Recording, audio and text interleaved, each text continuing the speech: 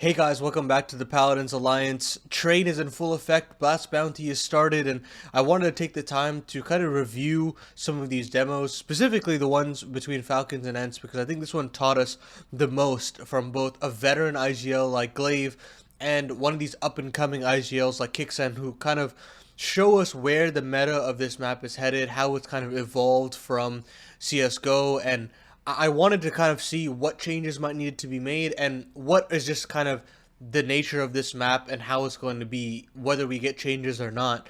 And overall, I was really pleased with what I saw in terms of certain positions like T-Con, Ivy, and Brown Halls, and even the addition of Long Dog, which I think, for all intents and purposes, is what I'm going to call it for right now. But it has taught us a lot about how these new positions might develop and what they can do in terms of the general scope of strategy on a map like Train, which I think has always been known for developing heavy strats and over complicating things and kind of pantsing your teammates or your opponents rather and surprising them when the going gets tough, when individuals aren't necessarily firing. But yeah, we'll jump into some of these positions and kind of tell you how they've been developed and maybe some key pieces of utility as well to kind of take into your matchmaking games and improve your overall experience there as well. I think T-Con is still incredibly important, perhaps even more so than its predecessor in a lot of ways, because of how some of the rotations might be a little bit longer for the T's now that you have to go down Long Dog, or you've got to go wrap all the way through Brown Halls or a couple of extra little bit of crevices and hallways that they get to get through. So because of that, I think the value of T-Con and playing in these close range angles when you've got the side red box angle or the side of the wall and this additional box here that you can help out in terms of trading in terms of early round or maybe in the mid round if you want to as well. I think the potency of this position is going to increase specifically, and Tessa shows it on both sides of the coin here. In this round where they've got an eco, yes, the T's showcase a little bit of presence here, but as soon as they abscond it, there's and get a little bit of damage given to them, there's a scout shot that I think connects for Casper Sky, and he'll back away. I think Glaive calls a wonderful round here, in all honesty. Tessas actually takes a huge risk to clear out this part of the map and have it in the late round. But with that being said, it causes Nico and Kixan to rotate over to this B bomb site to support and try to gamble with these lesser weapons. And Glaive makes the right call to actually move back to this A bomb site. But unfortunately, with how much time this takes, the value of this position increases exponentially, right? You now have to waste time to either clear out these angles or you're going to overlook them and give an opportunity back to the CTs to try and get a way back into the round. And so as this round progresses, of course, they will actually go with not clearing this close range angle. Pody will go down and Casper Sky will as well, and as soon as that happens, things unravel, right? You go towards Nico and he's got all the confidence in the world that they can only focus on Long Dog. He takes that one kill, he'll spam away the second, and at that point the round is over. 10 seconds left on the clock, SDY can do nothing, and that shows the potency of a CT to hold on to that round, or hold on to that position in that round for as long as possible, and really cause a thorn in the side of Ents and make sure that they make a couple of mistakes there to end it out.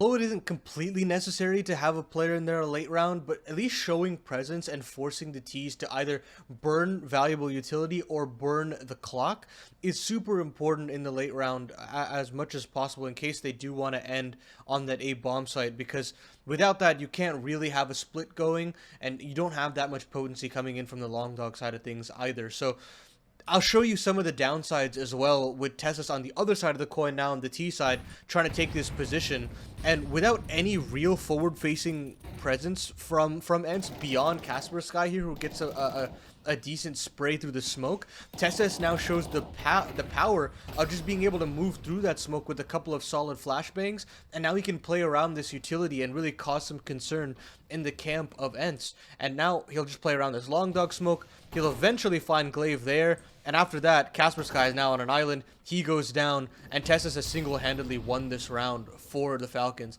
He's basically slowed everything out of the CT's initial gambit. They don't have any forward presence in either Long Dog or T Connector. They don't have any information anywhere on the map, and basically Tessus can just bleed it out of them slowly but surely. And that all comes down to just having that early presence in T Connector and never really being pushed off the angle via utility or via CT bodies that are being thrown at you. And this is, I think, again, speaking to the potency of this position and how I think it's just going to be even more important moving forward of how much T-connector presence you can show as a CT if you've got all the utility and bells and whistles to throw at this position.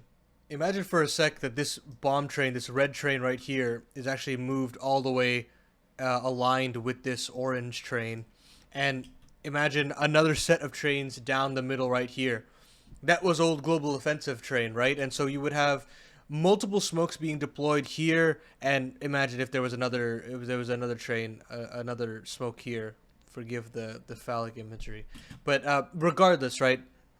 Essentially, with that, the reason why those smokes were being thrown were because of these valuable CT angles that you would have from the position I'm at right now. You'd basically be on the left-hand side of the train, you would have an easy way to escape, and you would get so much valuable information as to whether or not there were T-con presence from the terrorist side. So the most important piece of utility that I think that is developing right now is the sandwich smoke that is being thrown pretty much every round. You're going to deploy it right here in the center right now, and because of that, you're basically trying to deny this information from the CTs from what I'm calling icon here. Scrawny call that icon, and I think that's what I'm going to go with as well.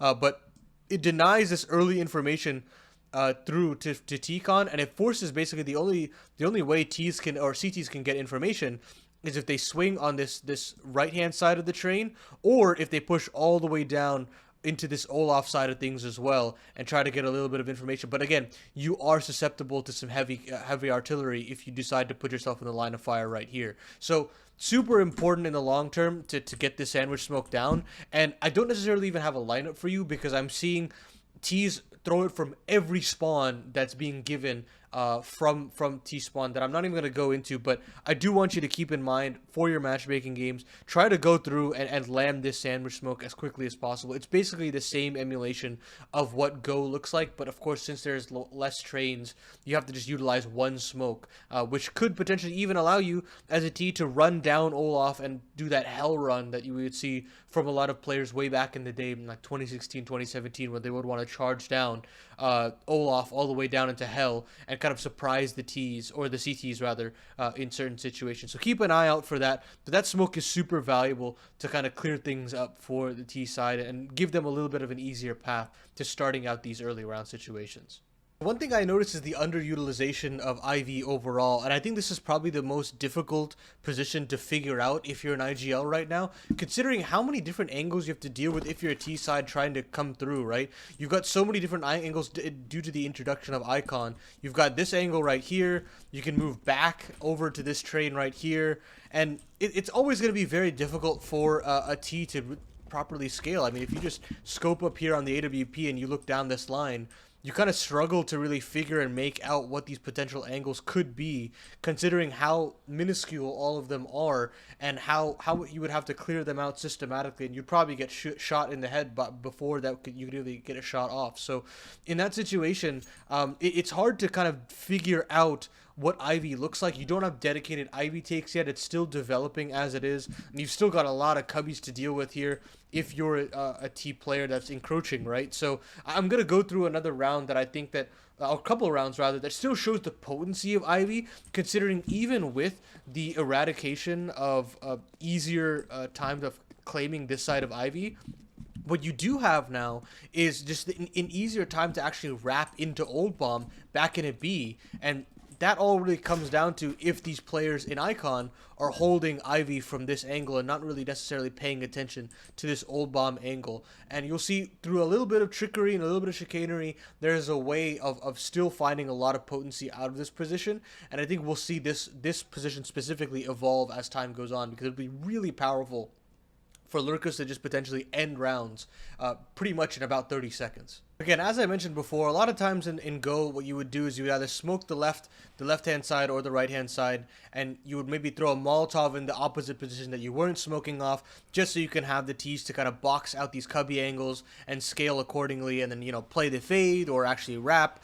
You know, the world was your oyster, but with the addition of these new angles and how these smokes plume a little bit wider, it's a little bit harder to kind of compartmentalize it and shut down specific parts of the map. So teammates are getting a little bit more crafty with how they want to play this, and instead they're utilizing these deep lurk smokes to kind of play around them and try to wrap old bomb. And you'll see in this round here, Glaive gets a little finicky and frisky with this smoke right here.